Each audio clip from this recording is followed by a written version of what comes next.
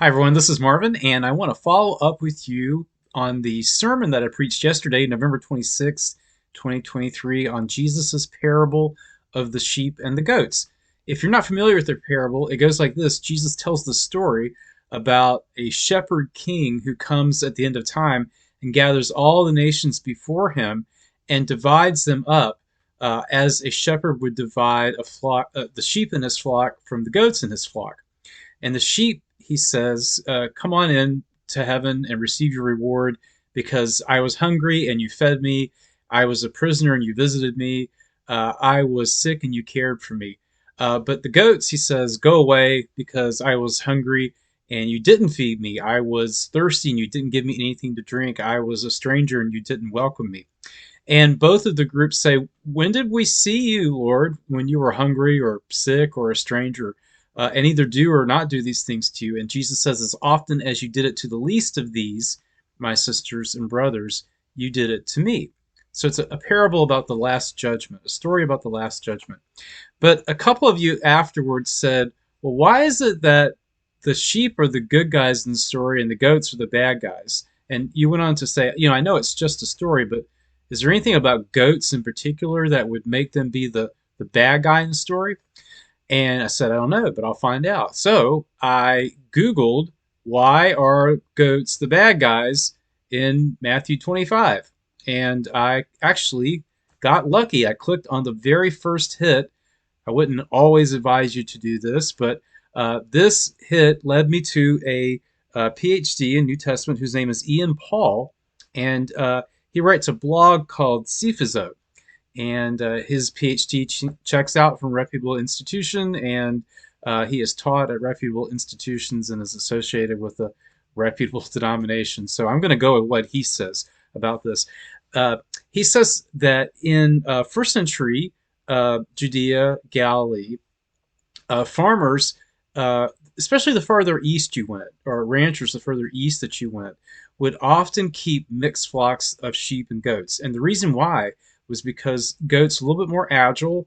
They have a tougher digestive system, and so they can get to little tufts and wisps of grass that are in harder to reach locations, a little more marginal conditions than sheep can.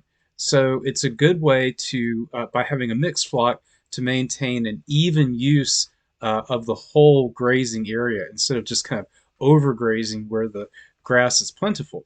And but he goes on to say that also many flocks, the ideal ratio was about two goats for every three sheep, but it could vary. It could go up to much as 8 to 1.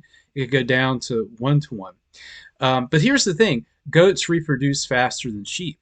So if you want to maintain that proper ratio and have the sheep grazing mainly the good areas and the goats grazing the more marginal areas in the grassland, then you have to cull the herd periodically by slaughtering some of the young male goats. And in fact, in the parable, that's the word that Jesus uses for goats. It's a young male goat in particular. So it may be that Jesus was just drawing on this kind of ordinary feature of herding and pastoral life in first century Galilee as a kind of sermon illustration to make a larger point about the future. Um, in this blog post, though, Dr. Paul makes some other interesting comments.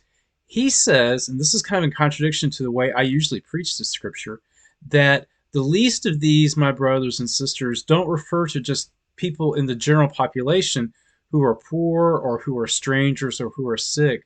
They refer specifically to Christians who are poor or who are sick or who are strangers or who are imprisoned. And so what Jesus is teaching here is that the fate of people outside the Christian community depends to a great extent on their care for and treatment of people inside the Christian community. And you have to remember when Jesus is giving this parable and when people are hearing it and taking it to heart, it's at a time when Christians were a very small, sometimes persecuted religious minority. And so what Dr. Paul says is the bigger point of this parable is not just what does Jesus think about like real live goats. But what does Jesus think about the possibilities of salvation for people who are outside Christianity?